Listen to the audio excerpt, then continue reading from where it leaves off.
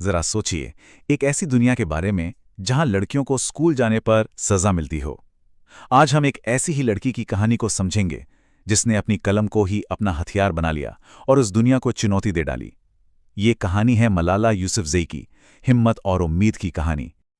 और इसी एक सोच के साथ हम मलाला के सफर में आगे बढ़ते हैं।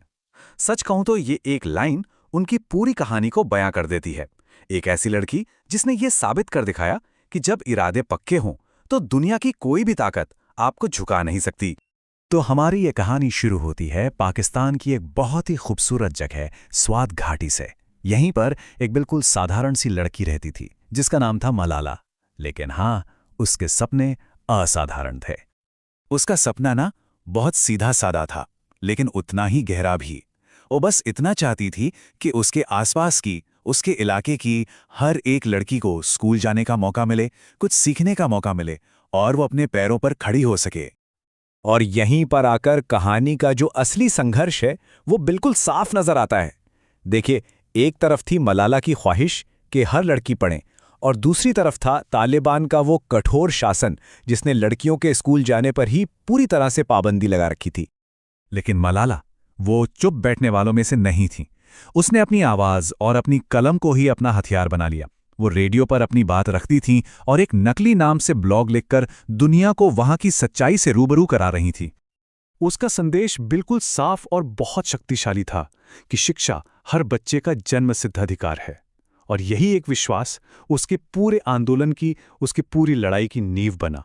लेकिन जैसा कि कहते हैं, सच बोलने की एक कीमत होती है और मलाला को भी ये कीमत चुकानी पड़ी। चलिए अब देखते हैं कि उसकी इस बहादुरी के कितने खतरनाक नतीजे सामने आए।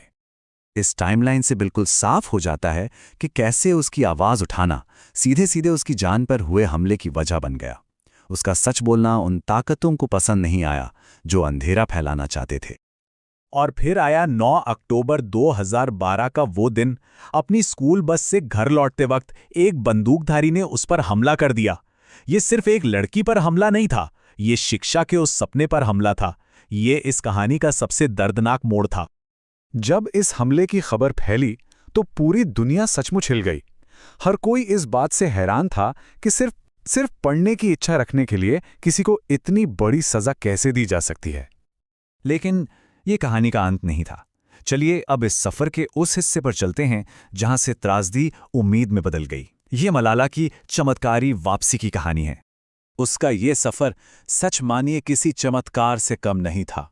वो मौत के मुंह से वापस आई, धीरे धीरे ठीक हुई और जब वो लौटी तो पहले से कहीं ज्यादा मजबूत इरादों के साथ दुनिया के सामने खड़ी हुई। और यहां एक बहुत ही अजीब बात हुई।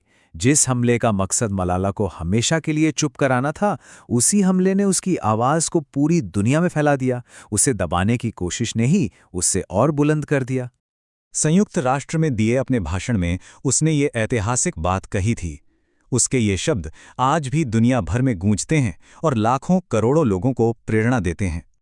और उसकी इस जबरदस्त वापसी ने इस कहानी की सबसे बड़ी सीख को साफ कर दिया कि असली ताकत हिंसा में नहीं बल्कि ज्ञान में है, शिक्षा में है, कलम में है। तो अब हम पहुंच गए हैं इस कहानी के आखिरी हिस्से में, जहां हम देखेंगे कि कैसे मलाला शांति और शिक्षा के लिए एक ग्लोबल आइकॉन बन गई। उसके लगातार प्रयासों के लिए, उसकी हिम्मत के लिए उसे दुनिया के सबसे बड़े सम्मानों में से एक नोबेल शांति पुरस्कार से नवाजा गया। ये सम्मान उन लोगों को मिलता है जो पूरी मानवता के लिए असाधारण काम करते हैं। और सबसे दिलचस्प बात यह थी कि जब उसे ये पुरस्कार मिला तो उसकी उम्र थी सिर्फ 17 साल। सिर्फ 17 साल। वो इतिहास में सबसे कम उम्र की नोबेल पुरस्कार विजेता बन गई। मलाला की कहानी हमें सिखाती है कि अगर इरादे नेक हों और हिम्मत हो तो एक अकेली मजबूत आवाज भी पूरी दुनिया में गूंज सकती है। तो आखिर में मलाला की ये यात्रा हम सबको एक सवाल पर सोचने के लिए मजबूर करती है कि अगर किसी का मकसद नेक हो तो क्या वाकई दुनिया उसके साथ खड़ी होती है। ये सवाल हमें याद दिलाता है कि सही के लिए खड़े होने की ताकत कितनी बड़ी हो सकती है।